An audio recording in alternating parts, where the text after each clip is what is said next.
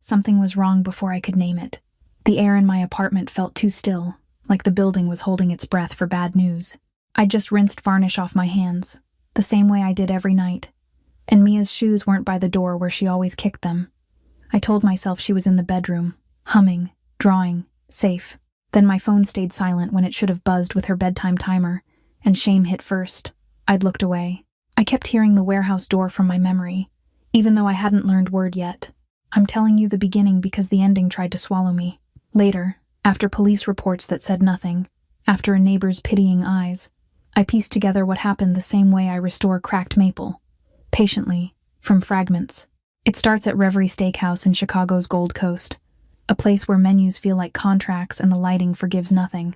Dominic Vance sat in the corner that belonged to him, not by reservation but by gravity. Crystal glasses chimed softly. Men in tailored suits leaned close, speaking low like prayer. Even the waiters moved as if they'd trained to vanish. I'd never met him then, only heard the name in warnings traded over coffee and rent money. But that night, everyone in the room behaved like his mood decided the weather. He didn't need to raise his voice. He barely needed to move. His hand rested near a glass of wine, the color of bruised cherries, and his eyes stayed calm, calculating, as if he was solving a problem only he could see. Around him, his people held themselves like statues pretending to breathe. Their jackets sat wrong on their shoulders, hiding weight that wasn't fabric. I still feel it. Then the front door opened, and Winter walked in first. A sharp draft sliding across linen and perfume. A hostess started forward with her practiced smile, then stopped like she'd heard an order she couldn't ignore. In the doorway stood a little girl in a thrifted dress that was clean but tired, shoes scuffed from city sidewalks. Mia. My Mia. She looked smaller than the brass handle, yet she carried herself with a stillness that made grown adults turn their heads. People don't let children cross that room alone, but nobody reached for her. She moved as if string pulled. I learned later she had waited outside for 3 nights, counting black cars, studying faces like homework. In my mind, I replay her path between tables, chairs untouched, conversations snapping mid-sentence, forks paused halfway to mouths. Dominic's men shifted, hands drifting toward places that weren't pockets. The whole room tightened around her like a fist. Dominic watched her approach without surprise, as if he'd expected the universe to challenge him. When one bodyguard leaned forward, Dominic lifted a finger, tiny as a cuff adjustment. The movement froze everyone. Silence spread fast, merciless. I can't explain why, but my heart knew. She stopped at his table and didn't ask permission. Her small hand reached out and grabbed the front of his shirt, right over where his heartbeat would be. Italian fabric wrinkled under child fingers, and the sight made strangers flinch like they'd been slapped. Mia tilted her face up, and what she carried in her eyes wasn't panic. It was a hard, bright certainty, the kind kids get when the truth is simple, and the stakes are their mother. Later, she told me she spoke with the same plain courage she used asking for cereal. No drama, no begging. Fact. Dominic didn't yank away. He didn't punish her for touching what belonged to him. He looked at her the way I look at a cracked instrument, weighing damage, searching for the true break. The people around him waited for a signal that would decide whether the world stayed civilized. Mia kept her grip, knuckles whitening, because letting go meant going back to darkness alone. Dominic's gaze softened a fraction, not kindness, something older recognition of will. He slid a glass toward her, and I later heard she drank without releasing him, like survival had taught her efficiency. That detail wrecks me. A man at Dominic's side disappeared and returned minutes later with news that changed the temperature in the room. I didn't hear the words, but I felt their shape in the stories afterward. My name, my workshop, my disappearance, the bodyguard who'd used Dominic's reputation like a stolen badge. Dominic's jaw tightened, and in that tiny motion I understood something I never wanted to know systems like his survive on consequences. He rose slowly, and Mia finally released his shirt only to step close, guiding him out like she was leading a storm. People watched, fascinated, because a child redirected power. That was the moment the city began to retell our lives, turning my daughter into a rumor and Dominic into a question. I didn't know it yet. Standing barefoot on cold tile, listening for Mia's laugh that wasn't there. I only knew I'd trade pride for her heartbeat. What Mia did at that table would expose rot inside Dominic's empire, and his response would pull me into his gravity whether I wanted it or not. But before warehouses and reckonings, there was my night, my keys, my tools, my hands. It was 2 o'clock in the morning when I locked up. By daylight, my world is simple. Wood, glue, and the soft sigh an instrument makes when it finally holds together. My workshop sits near the river, wedged between a bike shop and a laundromat, the kind of place tourists never notice. I open the green door before school, breathe in sawdust, and pretend that routine is the same thing as safety. Mia eats cereal at my workbench, swinging her legs, while I check invoices and wonder which bill will bark loudest. Grandma June calls it honest living. I call it surviving. Most days, I can almost believe that is enough. I wasn't built for softness, but motherhood carved it into me anyway. I learned to stretch leftovers, to stitch torn sleeves, to turn panic into quiet jokes so Mia wouldn't see the fear behind my smile. When customers brought in battered violins, I saw my own life in their cracked varnish. Damage that looked final until patience proved otherwise. Some weeks, a single repair paid rent. Other weeks, I hid overdue notices under magazines and told myself tomorrow would be kinder. Then I'd catch Mia humming and feel my chest unclench for one breath. That night, even that breath disappeared. It was a Tuesday that blurred into Wednesday. The kind of day that starts with spilled milk and ends with fluorescent lights. A school fundraiser ran late. Then a customer insisted I finish a bridge fitting. Then the L train stalled and stole another hour. By the time I walked Mia back from Grandma June's, the sidewalks were empty, and the river smelled like cold metal. I tucked her into bed, kissed her forehead, and told myself I'd only stop by the shop to lock up properly. At 2 o'clock in the morning, my keys sounded too loud for me. Inside, the shop felt like a sleeping animal. My desk lamp threw a circle of light over scattered sandpaper and receipts. I checked the back door, tested the lock, and counted the day's cash like it could soothe me. That's when I heard the thud of a truck gate behind the music store in the alley. Deliveries happened, but not at that hour, not with the street so dead. I killed my lamp and watched through a crack in the blinds. A box slid down, then another. A man's silhouette moved like he owned the night. My stomach tightened, warning. When he stepped into streetlight, I recognized Blake Mercer, the guy who always looked freshly pressed. Neighborhood gossip said he worked security for someone important, and he wore that rumor like cologne. He opened a clipboard, slapped bright stickers on the boxes, and wrote damaged in a quick hand, even though the cardboard looked clean. Then he dragged them toward a dark SUV that shouldn't have been there.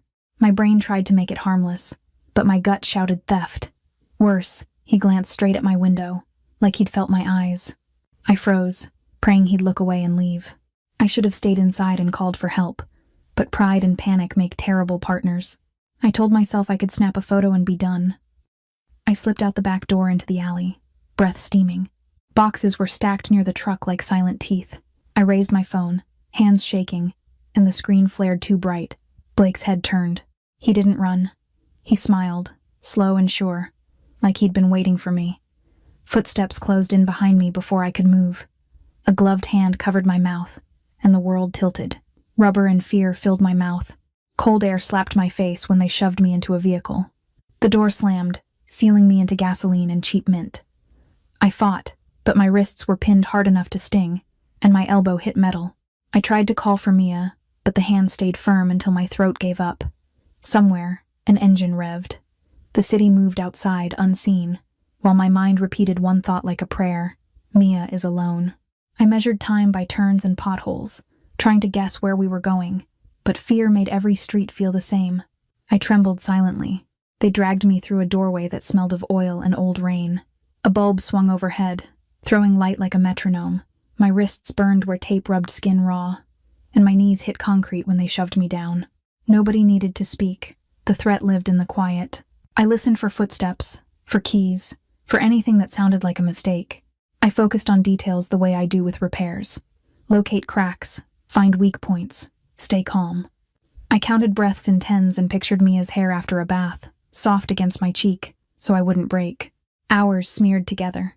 Sometimes someone came to check the ropes, sometimes to drop a bottle of water, never to explain. The worst part was the not knowing, the way my imagination painted Mia wandering hallways calling for me. I forced my thoughts into steps. Survived the next minute, then the next. In between, I clung to what I learned later. Mia didn't cry long. She asked Grandma June one question, then started collecting answers from strangers like coins. She learned which restaurant the powerful man visited. She waited outside, counting nights, memorizing cars, building courage the way kids build sandcastles. On the second day, I heard Dominic's name spoken outside the door, tossed around like a key. My stomach knotted, because names like that are supposed to stay in rumors, not in the same air as my lungs. Blake Mercer was mentioned too, with the kind of respect people fake when they're scared of someone's uniform. That's when my anger sharpened into something clean. He wasn't just stealing boxes, he was stealing authority. He was using Dominic Vance as a shield and a knife. I swore, silently, that if I got out, I'd teach Mia better, about fear and courage. The third night, while I sat in darkness and tried not to unravel, Mia waited outside Reverie Steakhouse, hands buried in her pockets. I know because Grandma June told me how she watched from across the street like a tiny detective. She didn't have a plan beyond finding the man in charge and refusing to leave without me. When she finally walked in, she carried everything a child can carry: love, desperation, stubborn hope. And Dominic Vance, the man everyone feared, treated her truth as urgent. He moved at once. That decision was the first crack in his empire's rot. I didn't see him move. I only felt consequences in the warehouse, in the way the men outside my door grew nervous, checking phones, shifting weight. The bulb overhead swung wider, as if the building noticed. Beyond the wall, engines approached, low and controlled, not like a siren but like a convoy that owned the road. My captors stopped talking. One of them cursed under his breath. I pressed my ear to metal and listened, ribs vibrating with each breath. Was I too late? Or was Mia's bravery about to become my lifeline? I held that question like a rope. Later I learned Mia rode in a car beside Dominic. Sitting rigid with fear she refused to show. She kept her hands folded and watched the city slide into darker blocks, guiding them with an address she'd memorized. Dominic's men moved around her like a shield, and he watched her like he was measuring the cost of his name. In the warehouse, I knew none of that. I only heard the rolling door begin to lift, its grind echoing through concrete. Light leaked under the frame in a thin line. My stomach clenched, ready for anything. My hands shook hard. I forced myself to breathe quietly. If they heard panic, they'd feed on it. The light from outside widened, and cold air poured in, carrying the smell of snow and exhaust. I heard shoes on concrete, measured steps, more than one pair. The men who'd taken me backed away from the corner, suddenly respectful of whoever was entering. The bulb swung, casting shadows that stretched and snapped like broken strings. I tightened my jaw and lifted my chin, even while my wrists throbbed. Whoever walked through that door would decide whether I went home or disappeared into someone else's silence. The rolling door screamed as it climbed, and a blade of white light cut across the concrete toward my feet. Cold air rushed in, so sharp it tasted like pennies, and the bulb above me swung wider like it was afraid. I pressed my shoulders to the wall, wrists burning, and tried to make my breathing smaller than the shadows. Men moved in the doorway, silhouettes first, then shapes, then faces, washed pale by headlights. For 1 sick second I thought it was another crew, another mistake, another night that would erase me. Then Mia's small voice became a sound I could feel in my ribs, and she was running. Her sneakers slapped concrete, fast and uneven, and her whole body launched into mine like she'd been holding her breath for days. I wrapped my arms around her without thinking. Even though tape still bit my skin, even though my hands were numb, she shook against me, and I knew the shaking wasn't only fear, it was fury too. A child-sized rage that someone had taken her mom. I kissed the top of her head and tasted dust in her hair. Behind her, the men who'd watched me like an object stepped back, suddenly polite, suddenly careful. That was when I saw him. Dominic Vance entered as if the building had been built for his shoulders. No rush, no shouting, just a quiet certainty that made every other body in the warehouse rearrange itself around him. He wore a dark coat, expensive but plain, and his eyes scanned the space the way I scan a violin for cracks, quick, precise, unforgiving. His men fanned out behind him, boots quiet, hands low, faces blank. None of them looked at Mia for long, like they were afraid of what her innocence might do to their discipline. Mia clung to my jacket, but she kept her chin up, as if she refused to let this place teach her to shrink. My first instinct was to beg, to promise anything, to trade pride for safety, but I swallowed it. If I cried now, these men would remember me that way forever. So I stood, slow and stiff, letting the rope burn that had already marked me, and I pulled Mia behind my hip. I made myself a wall, even though I felt like paper. Dominic's gaze flicked to my wrists, then to the cut tape on the floor, then to the two men nearest me. He didn't ask what happened. He looked like he already knew and was deciding what it cost. In the doorway, car engines idled, steady as heartbeat. Mia's fingers dug into my sleeve, and I realized she had brought him here. This storm in a coat. I told myself to stay factual, the way you talk to an insurance adjuster after a fire. I explained what I'd seen behind the music store. Blake Mercer moving boxes from a delivery truck, labeling them damaged, sliding them into his own SUV. I admitted I stepped outside because I thought a photo might protect me. I confessed that the moment he noticed me, the alley stopped being public and became his. I could feel Dominic's attention settle, heavy and cold, on the name. Even without words, his men reacted. Tiny shifts, like a machine changing gears. I pushed the truth further, because it was the only weapon I had. Blake said he worked for Dominic, and he used that claim to scare me into silence. He didn't need to show paperwork. The reputation did the job. At that moment, I understood the twist that makes a story uglier. I wasn't kidnapped because I'd stumbled onto a secret empire plan. I was kidnapped because one man wanted to steal and needed a big name to hide behind. That realization should have comforted me, but it didn't, because it meant Dominic's name could be borrowed like a crowbar. Dominic took one step closer, and the warehouse felt smaller. He looked at the men who'd held me, and I watched their confidence drain. Not from fear of the law, but fear of disappointing him. I hated that reaction, hated how power worked, but I couldn't deny the relief it brought. Dominic's face stayed calm, yet something in his eyes sharpened, like the edge of a blade you only notice when it's too close. He didn't shout orders. He made a small motion with his hand, and one of his men moved to cut the remaining restraints and check my wrists. The gentleness of the action in a place like that made my throat sting. Mia watched every movement, eyes wide, learning the rules of violence without anyone teaching her. I pulled her closer and forced myself to breathe slow so she would copy me. Dominic's attention returned to me, and I felt a question in it. Did I understand what line had been crossed? I did. It wasn't just theft, or kidnapping, or bruised wrists. It was counterfeit authority, a bodyguard playing king in someone else's crown. Dominic crouched slightly, not to comfort me, but to bring his focus level with Mia's, and I felt my muscles tense. He didn't touch her. He just looked, and Mia held his gaze with that same stubborn courage I'd seen in toddler tantrums and first-grade protests. Later she told Grandma June that he felt like a storm that chose to stand still. Dominic rose again, and with that small shift, everyone waited. His men guided the two captors away from me, not roughly, just decisively, as if their bodies were already paperwork. I didn't ask what would happen to them, because I didn't want Mia to hear the answer in my voice. Dominic's coat came off with a practiced motion, and he held it out toward us. It wasn't romance, it was math.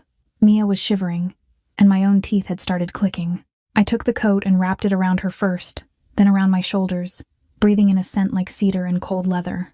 Accepting it felt like stepping onto thin ice, but letting Mia shake felt worse. Dominic made another small gesture, and someone outside the door moved a car into position. I understood I was being extracted like a problem that needed solving, and my pride flared, then dimmed when Mia sighed against my chest.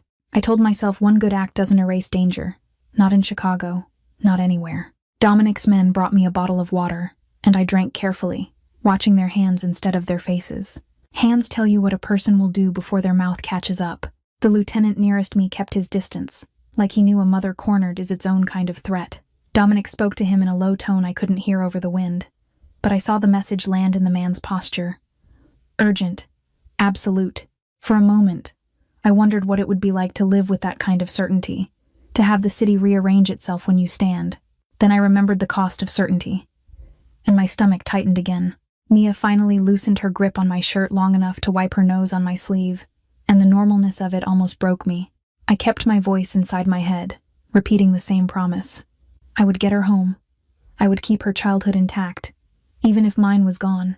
Dominic's gaze returned to the warehouse corner where the rope marks on the wall showed exactly what kind of mistake his name had enabled. I expected denial, excuses, anything to protect his image, but he didn't bother. The stillness in him turned colder, and I realized he wasn't thinking about me as a liability.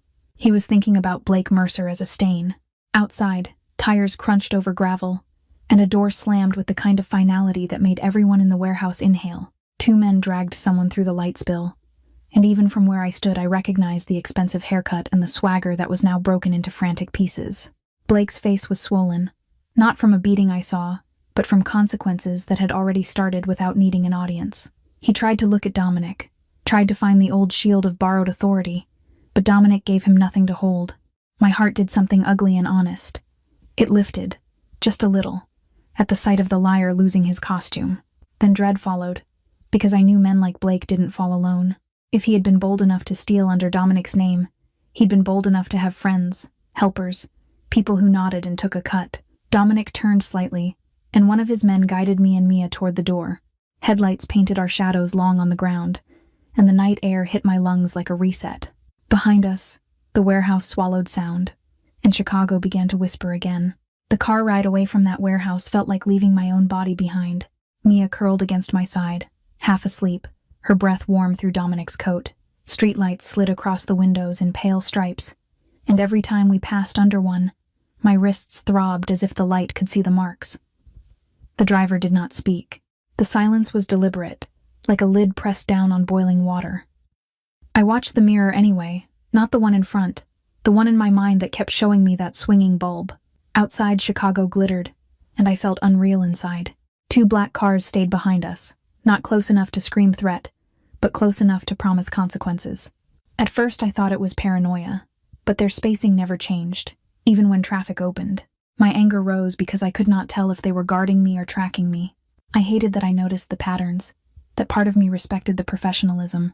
When we turned onto Grandma June's block, one car rolled past, slow, then parked where it could see the front steps without being obvious. Safety can look like surveillance. And I did not consent to it. Grandma June opened her door before I knocked, robe tied tight, eyes scanning the street the way mine had learned to. She pulled Mia in first, then me, and the apartment smelled of chamomile and laundry soap, the scent of a life that believed in tomorrow. I tried to say I was fine, but my voice came out thin. My legs shook when I took off my shoes. I kept listening for the warehouse door, for boots, for tape tearing. June made tea while I stood at the sink, washing my hands too long until my skin turned pink again. That night I did not sleep so much as I disappeared in short pieces. I would drift off, then snap awake at the click of the heater or the groan of pipes, convinced someone had returned to finish the job. Mia slept heavy in June's bed, thumb tucked under her chin like she was younger than 7. I watched her chest rise and fall and tried to borrow her calm. When dawn bled gray through the curtains, I realized I had been counting minutes like beads. I checked the locks 3 times, then checked again because certainty was blanket. By the 2nd day, the story had already escaped. It traveled faster than official reports, passed from bartender to doorman to the woman who sold muffins outside Mia's school. People whispered about a child walking into a Gold Coast steakhouse like she belonged there, about the boss who did not erase her for it. In a city that lives on fear, mercy reads like either strength or weakness, depending on what you need. I heard Dominic's name said with a new tone, not softer, just curious. It makes them lean, and leaning gets you cut. I never saw what Dominic did to Blake Mercer, and I do not want to.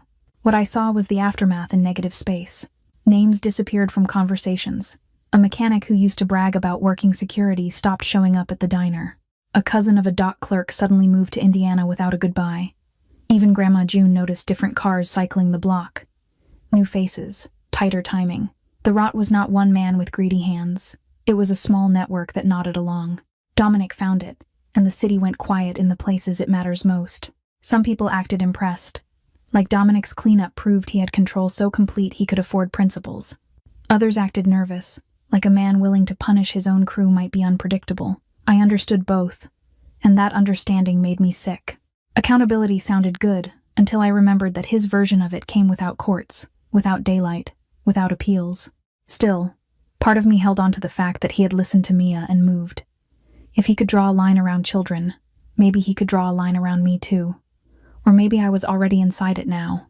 I kept asking myself questions I could not answer. If he could erase men from his world, could he erase me if I became inconvenient? Was the car outside June's building protection? Or a reminder that he could reach us any time? Every time I stepped onto the sidewalk, I searched reflections in storefront glass. Every time my phone rang, my pulse jumped, expecting a threat wrapped as courtesy. In the workshop, I tried to work, but my hands wanted to shake. I pressed my fingertips into a strip of sandpaper and focused on the roughness until it steadied me today. Mia, meanwhile, started building a story in her head that scared me more than the warehouse. She spoke about Dominic as if he were a character who appears when things get unfair, the way kids talk about superheroes. She asked if he was still watching the street, if he was making sure the bad men stayed gone. I did not want her to need him. I did not want her to admire power just because it arrived on time. But I could not lie to her either. Her courage had worked, and that fact glittered in her eyes at night. On the 5th day, one of Dominic's men came to my workshop while Mia was at school. He stayed outside the green door, hands visible, like he understood boundaries. He carried a violin bow wrapped in dark cloth, the kind a musician would cradle. He explained it had been recovered from Blake's place during the cleanup and that it belonged to Dominic, stolen long ago. I refused to treat it like a gift. I treated it like evidence, proof that theft had roots and that repair might exist. My stomach tightened, because returning it meant walking back into Dominic's light. I placed the bow on my workbench and stared until the grain blurred. I knew how to fix wood, not men. Still, it felt like a question. Would I accept protection without naming its price? The truth was ugly. The most dangerous thing was not Blake's hands or warehouse rope. The danger was the way Mia relaxed when she noticed Dominic's watchers, and the way my own shoulders dropped with her. Relief can turn into dependence before you notice.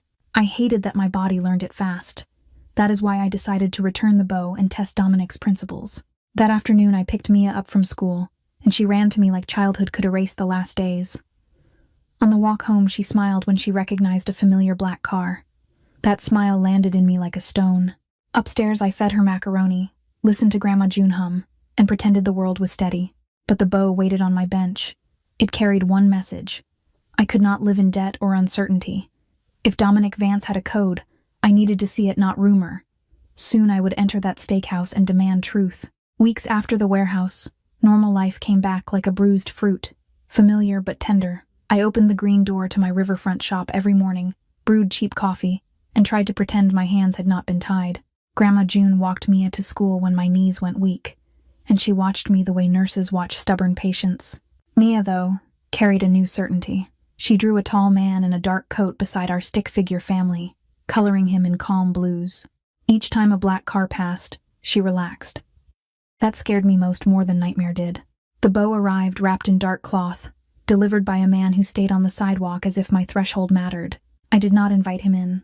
I watched his hands, then the street, then Mia's backpack on the chair, and I felt rage sharpen into purpose. The bow was fine wood, old enough to have history, its tip chipped and its hair slack from neglect. Dominic's people said it had been taken during Blake's theft spree. I heard the message under the politeness. Return it, and you return to us. I set it on bench and chose my response. Restoring a bow is not magic. It is patience made visible. I loosened the frog, cleaned old rosin with alcohol that stung my scraped wrists, and ran my thumb along the stick to find hidden warps. The wood grain caught light like quiet water. I sanded the chipped tip until it felt smooth, then sealed it with varnish so thin it looked like breath. Rehairing took hours.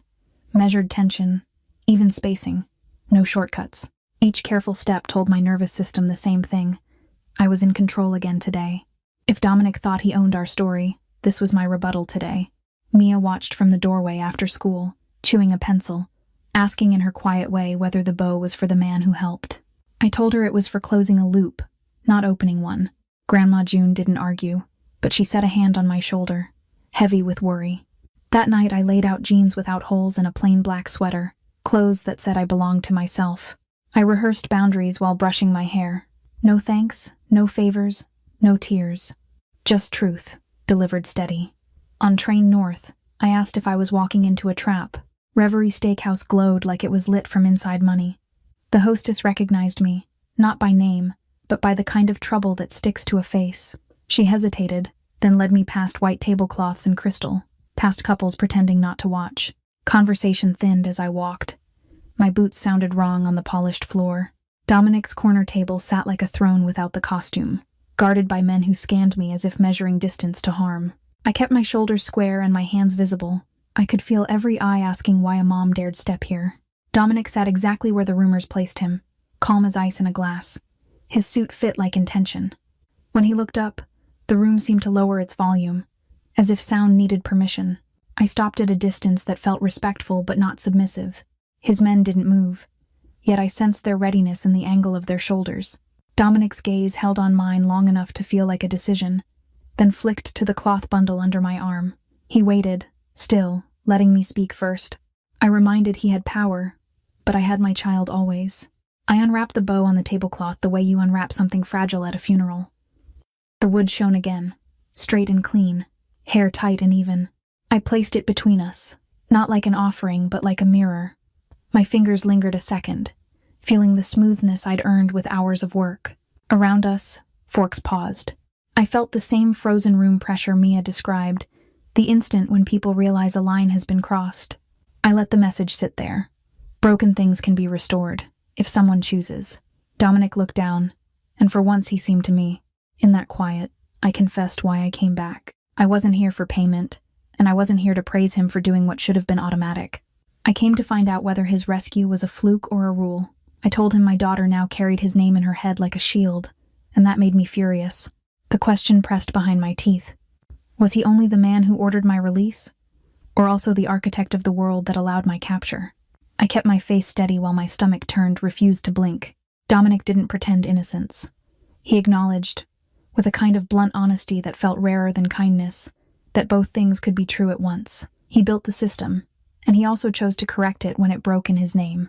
No apology performance, no promises dipped in sugar, just a statement of responsibility and control. His eyes held mine, steady, making it clear he did not fear my judgment, yet he respected that I had one. The magnetism of that restraint unsettled me, because it was the exact opposite of Blake's swagger. Control was quieter and more dangerous. I saw the way Dominic's men held the room, stopping strangers from drifting too near, never touching me yet shaping space around me. Protection, yes, but also a reminder that power owns air. I admitted I'd noticed a car outside Grandma June's building and that I hated how much relief it brought. Dominic did not deny it. He framed it as temporary, practical, the way you change a lock after a break-in. That steadiness soothed me and insulted me at once. My life was not a door.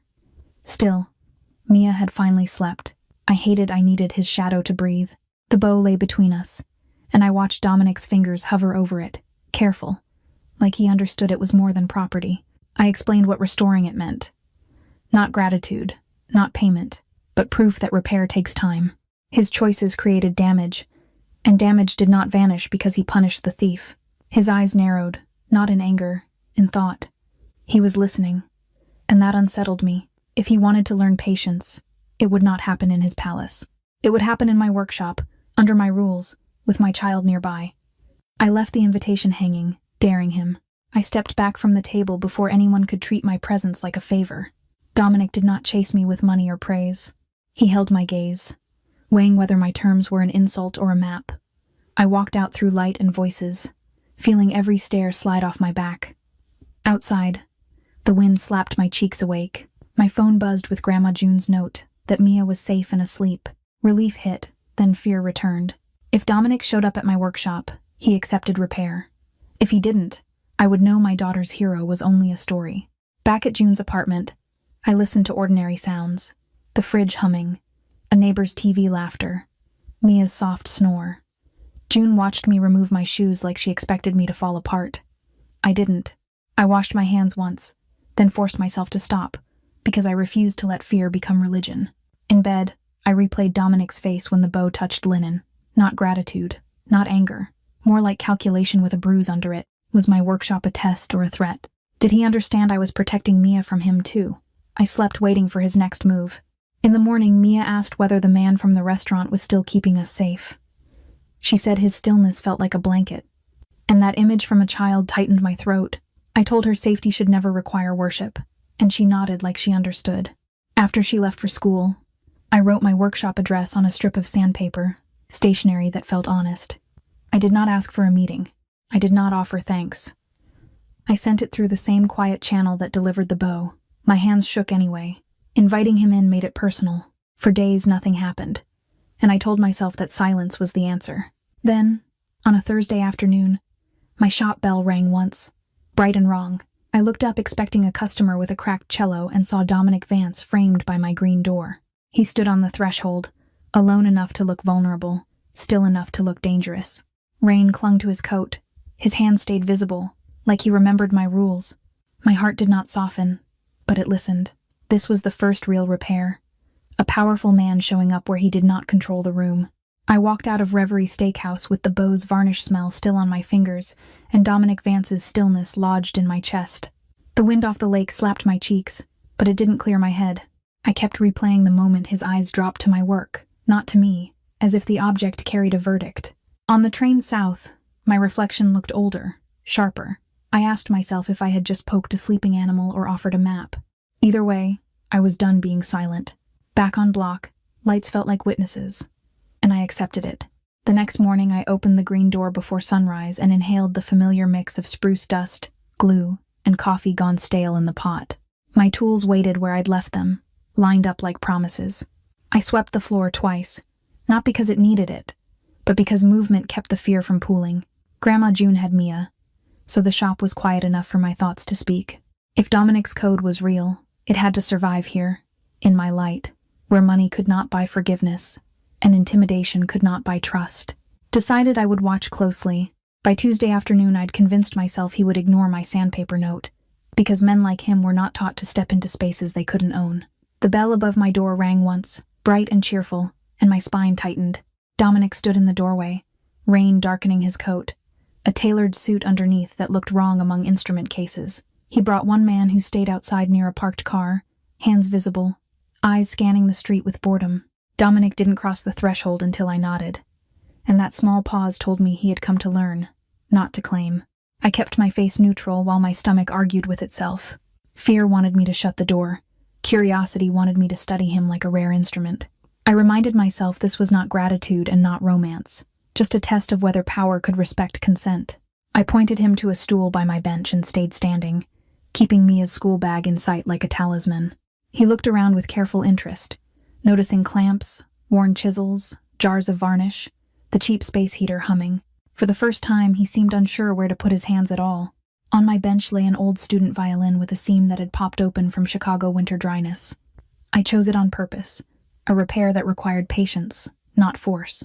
I showed Dominic how to run a fingertip along the edge to feel the gap, how to listen for the faint click that meant wood was shifting. I guided his attention to the grain, because sanding against it leaves scars. He tried to move fast, like speed proved competence, and I stopped him with a look. My hands demonstrated slow pressure, steady angles, and the quiet discipline of waiting. His hands were built for control, fingers that looked used to steering rooms instead of bow hairs. When he held the sandpaper, he pinched it too hard, and the paper curled like it wanted to escape. I watched him adjust, loosening, learning that gentleness is not weakness. The air between us felt charged in a way that had nothing to do with flirting, and everything to do with risk. I wondered what he had replaced in his life because it was faster. I wondered what he had removed because it was messy.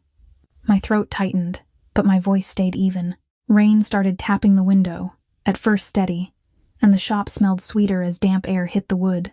I switched on the lamp, and the light warmed the violin's curve. Dominic watched my hands more than my face, as if he trusted movement more than words. I kept wondering what he wanted from this. Change, or acclaim. Could a man like him learn patience without turning it into another weapon? Outside, the street stayed quiet, but I noticed a car idling long at the corner. I told myself it was nothing, not even once.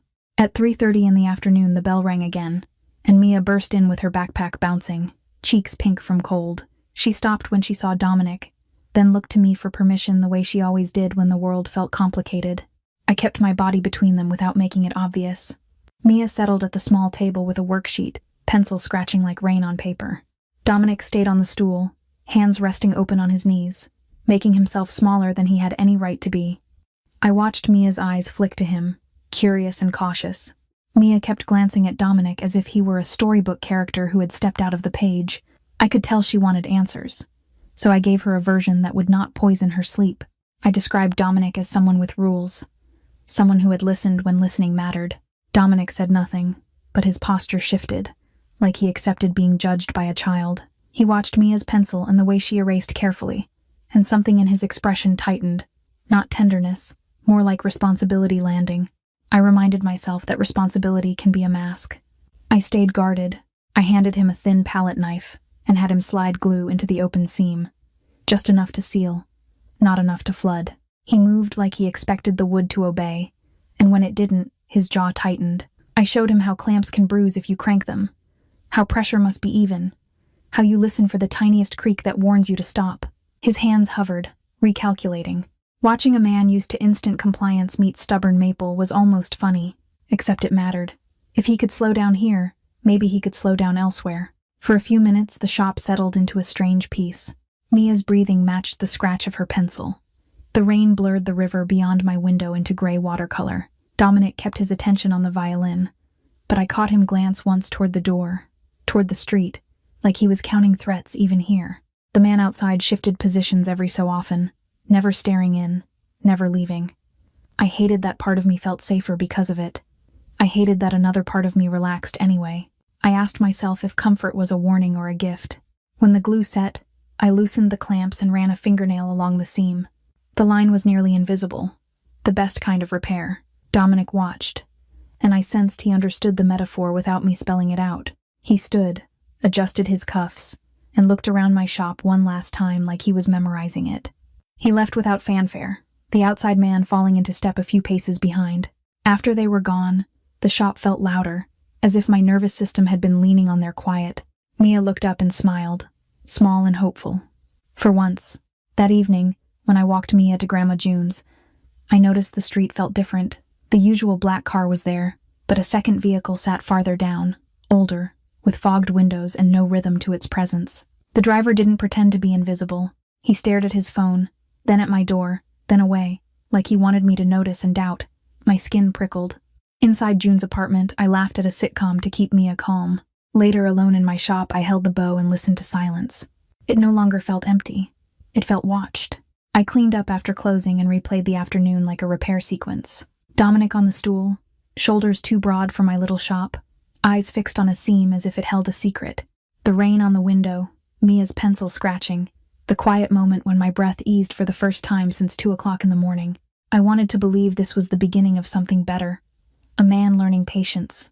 But outside, the unfamiliar car returned, parked where it could see my green door. The spotlight Dominic cast had found me, and spotlights attract predators.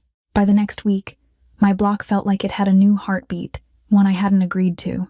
The usual black car that blended into traffic was still there, but now another vehicle appeared at odd hours, older, fogged windows, idling too long at the corner like it wanted to be seen. When I swept the shop floor, I could feel eyes through the glass. When I carried Mia's lunchbox upstairs, my shoulders stayed high, braced for the sound of running feet. Grandma June noticed too. She stopped watering her pothos and stared out the window the way she used to watch storms roll off the lake, quiet but ready. I kept telling myself it was my nerves, leftover warehouse fear turning shadows into monsters. Yet the patterns were wrong. The watcher never checked mail, never got out, never looked lost. He looked bored, which is what scared me. Bored means prepared. I started changing routes, leaving 5 minutes early, circling the block once before parking, making sure Mia understood why we crossed at the busy light instead of the quiet one. I called it a game, but my voice shook. At night I double-checked locks until my fingers hurt. On Thursday, June made tea and pretended it was just another school day, but her hands trembled when she set the mug down. Mia chatted about spelling tests and cafeteria pizza, swinging her backpack like nothing had changed, and I let her talk because normal words felt like armor. I watched the street from the kitchen window while I braided her hair, counting cars, memorizing license plates, hating myself for turning motherhood into surveillance. At 7 o'clock in the morning, we stepped outside into air so cold it pinched my lungs. The sidewalk glittered with old salt. Somewhere a bus hissed to a stop. The familiar black car sat a block away, not facing us, just present. The unfamiliar vehicle lingered farther down, and my stomach tightened. June walked on Mia's other side, forming a triangle around her without saying it. I held Mia's hand too tight and loosened when she winced. I reminded her, gently, to look for faces she recognized, to trust that uneasy feeling in her belly, to never follow anyone who tried to hurry her. She nodded like it was homework. I told myself I was overreacting, yet my pulse kept time with each passing engine. School mornings are supposed to be boring. The elementary doors swallowed kids in bright coats, and parents clustered with travel mugs, complaining about traffic. I tried to blend in, but my eyes kept scanning for the wrongness I'd learned to spot. At 7:15 in the morning, a woman I'd never seen stepped from a car parked too close to the curb. She wore a district-looking lanyard and carried a clipboard, the exact costume that makes people relax. She looked at Mia's name tag, then motioned with a practiced smile and an urgent little wave that said, Schedule change. Come quickly. My heart dropped so hard it felt like falling through ice.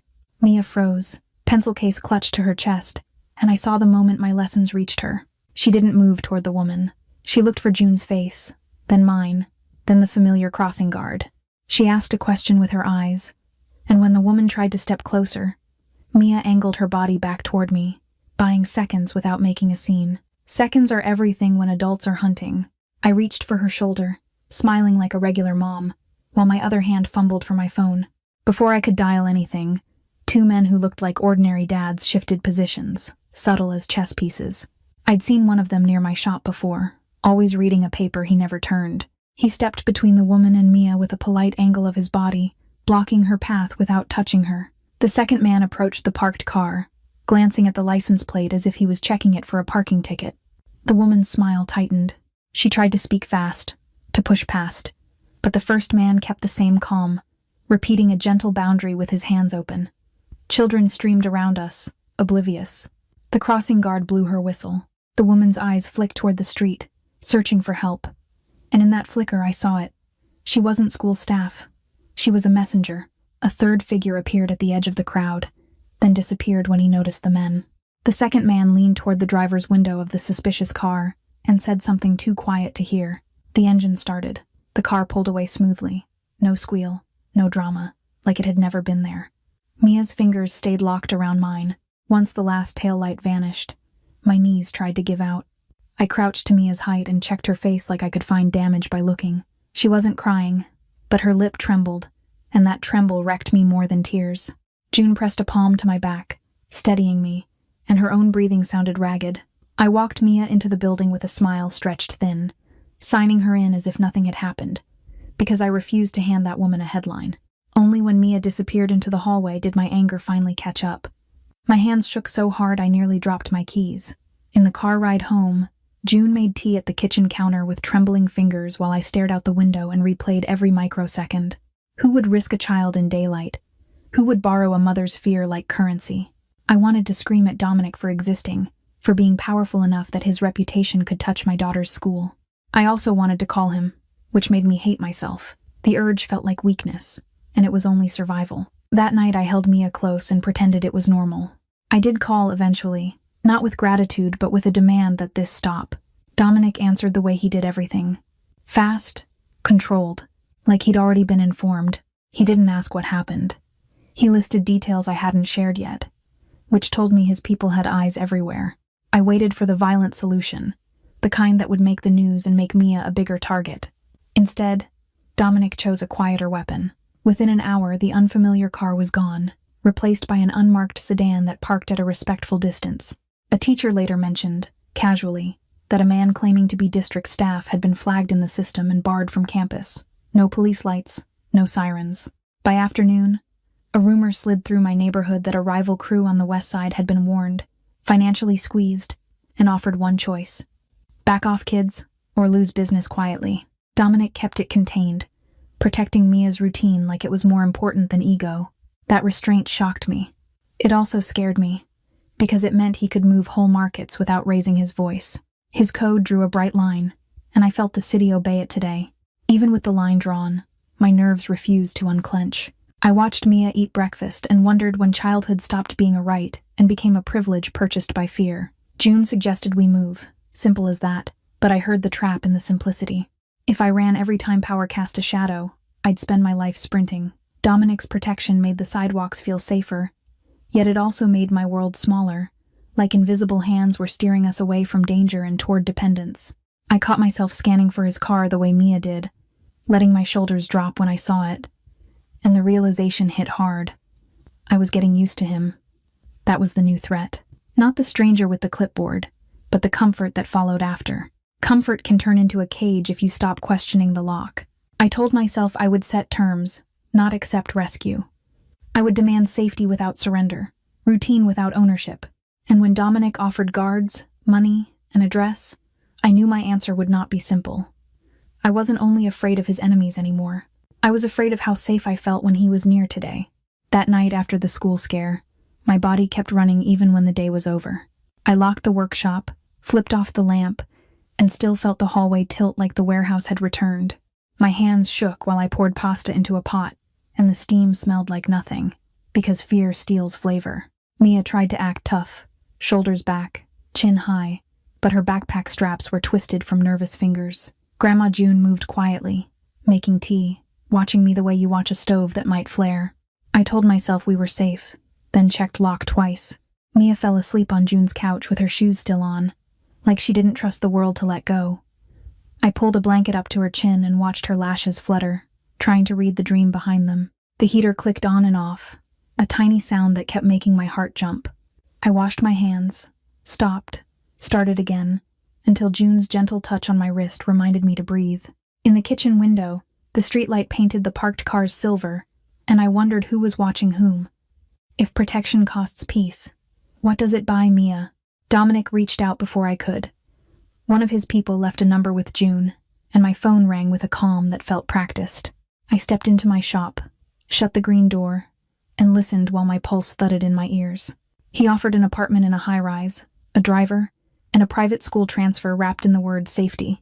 He spoke in numbers like they were bandages. $20,000 for moving costs. $5,000 a month for stability. More guards, better cameras. Each offer sounded like help and like ownership. I hated my first thought. Accept and breathe. I wanted to slam the phone down because I have built my life out of stubborn normal. Mia's school is 2 blocks away.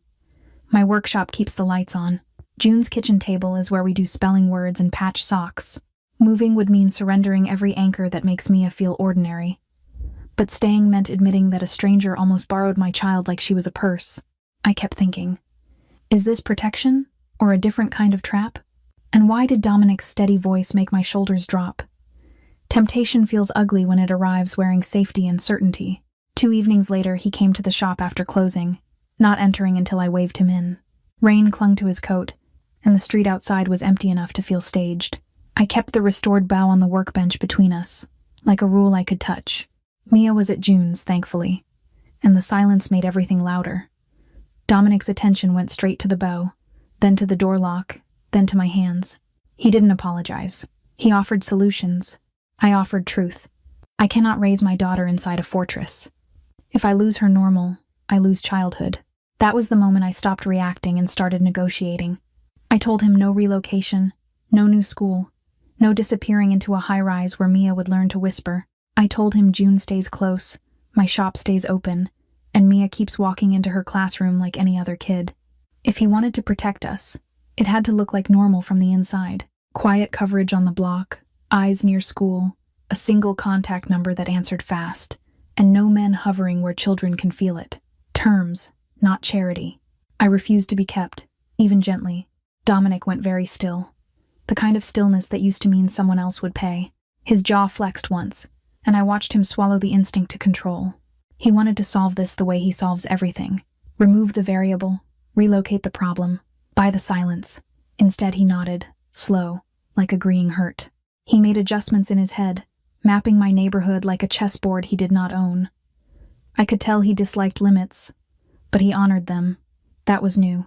It frightened me, and worse, it impressed me. Consent had weight, and he felt it tonight. Before he left, Dominic asked something without asking it outright. I could feel it in the pause he held, in the way his eyes flicked toward Mia's crayon drawing taped near my register. He wanted to know how to be someone a child could admire without the lie of a costume. The question hit me harder than money. I didn't give him comfort. I told him as plainly as I could that kids smell fake courage. They watch choices, not speeches. If he wanted Mia's respect, he'd have to earn it daily, quietly. He nodded, and the silence felt human. After he was gone, I sat alone on the stool he'd used and listened to the shop settle. The heater clicked. The river outside hissed under wind, and my hands found the bow without thinking. Wood under my fingertips is honest. It never pretends. I imagined Mia's small hand on Dominic's shirt and felt anger flare, then fade into exhaustion. What does protection cost, really? If I accept his money, do I lose my voice? If I accept his presence, do I teach Mia to rely on men instead of herself? The questions kept spinning. Outside, tires whispered past, indifferent. Near midnight, I stepped outside to take the trash out, and the cold snapped me awake. Dominic's car was across the street, engine off, lights dark, as if he'd chosen distance to honor my rules. The bow now hung from his rearview mirror on a simple loop, swaying with the slightest breeze, catching streetlight like a tiny signal. He stood beside the car, hands in his pockets, not approaching. I realized he was waiting for permission again. That should have soothed me. Instead, it made my throat tighten, because permission creates a bond. Bonds create leverage. I hated this feeling. I walked back inside and checked on Mia, her face peaceful, thumb tucked under her chin. The sight made my anger soften into something tender and terrifying. Dominic could keep her safe, but his shadow could also follow her forever. The bow's shine had become a mirror, reflecting what I wanted and what I feared. Repair, not replacement, and the slow daily choice to change. I knew the next decision would define our lives more than any threat. I could accept a cage, or I could demand safety on my terms and risk everything. In the quiet, I chose terms. Chicago winter makes even the river sound tired. The water moves under a skin of wind, and the street outside my workshop goes quiet in the way it does after midnight, when the city stops pretending it is endless. I locked the green door, clicked off the sign, and stepped out into the cold. My breath came out in small clouds. Streetlight turned them silver for a second, then they vanished. Dominic's car waited across the curb, engine off, like a parked thought. The bow hung from his rearview mirror on a plain loop, swaying just enough to catch the light. It looked alive there, a tiny pendulum keeping time with choices. Dominic stood beside the driver's door, hands in his pockets, shoulders squared against the cold. He didn't move toward me. He stayed where I could decide the distance, and that restraint still surprised me. Behind my shop window, I could see the faint glow from the back room. Mia was at Grandma June's tonight, safe on a couch under a crocheted blanket, but my mind kept placing her everywhere, like a mother's radar cannot power down. I pictured her sleeping face and felt my chest soften, then tighten again. Safety had become a math problem. I solved hourly, and Dominic was a variable I never asked for. I walked to the curb and stopped at the edge of his headlight's reach. The bow swung once more, tapping gently against the mirror frame, and the sound was so small it almost made me laugh. All this fear, all this power, and the loudest thing in the moment was a piece of wood asking not to be forgotten. My fingers remembered sandpaper, the way you follow grain instead of fighting it. I thought about the seam on that student violin, nearly invisible after the glue set. The best repairs do not announce themselves. They simply hold. Dominic looked at the bow, then at me, and I felt the question he carried without hearing a single word. He had asked, in his own way, how to become someone a child can admire without lying. Not with money, not with a fortress, with something real. I wanted to tell him there was no shortcut, but I knew he already hated that answer. Men like him are built on control and speed. Repair demands the opposite, so I gave him the only truth I trust. People are not instruments. You cannot sand down a lifetime and call it change. You cannot replace one mistake with a gift and pretend the damage is gone. What you can do is wake up tomorrow and choose again, and then do it the day after that. You can hold a boundary even when it costs you pride. You can treat kids like they are off limits, not as a rule for good press, but as a line your soul refuses to cross. His face stayed calm, but something in his posture shifted, like he heard the weight behind the simplicity. I could tell it cost him to stand in the cold and accept my terms. It cost him to let my street be my street. That cost mattered more than any check. It meant he was learning that consent is not a weakness to exploit, but a limit that makes a person human. And then the twist hit me, so clear it made my throat burn. The restoration did not begin with Dominic rescuing me at that warehouse. It did not begin with a purge, or a bow returned, or a man trying to learn patience on my stool. It began with a 7-year-old deciding she had the right to demand justice. Mia walked into power and refused to shrink. She treated Dominic like a person who could be held accountable, not a monster to fear or a hero to worship. She was the first repair. Dominic followed her courage, not the other way around. That thought changed how I held everything. It put the spotlight back where it belonged, on my daughter's stubborn heart, on Grandma June's steady hands, on my own choice to return to that steakhouse and refuse debt. Dominic's world still brought danger to my doorstep. The rival proved that. The cars proved that. The city's whispers proved that. But choice existed inside the danger, and that was new. Accountability could exist without a public war. Protection could exist without a cage. Not guaranteed, not forever, but possible. The bow kept swaying in the mirror, catching streetlight like a small truth that would not stop moving. I watched it and understood what it was really saying. Repair is slow. Repair is daily.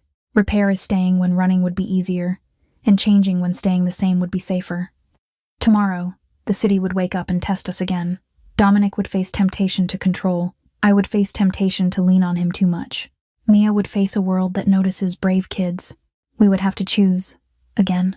If you made it to the end of my story, I want to know where you are listening from tonight. Drop it in the comments and tell me what repair means in your life. And if this hit you in the chest the way it hit me, like, share, and subscribe, because it helps stories like this find the people who need them.